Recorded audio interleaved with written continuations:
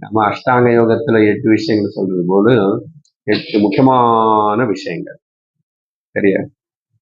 எல்லாத்தின் அவங்க என்ன சொல்லுவாங்கன்னா, சரியான நம்பிக்கை, ரைட் பிலீஃப், சரியான லட்சம், ரைட் எய்ம், அப்புறம் சரியான பேச்சு, ரைட் ஸ்பீச், அப்புறம் சரியான செயல், ரைட் ஆக்ஷன், அப்புறம் சரியான வாழ்க்கை முறை, ரைட் லிவிங், சரியான பிரயத்தனம், முயற்சி, ரைட் எஃபர்ட், அப்புறம் 7வது வந்து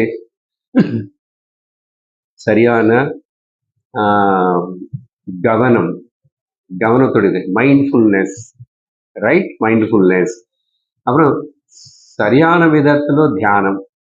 ஏன் சரியான விதத்துல சரியா புரிஞ்சுட்டு பண்ண, ரைட் கான்டெம்ப்ளேஷன்.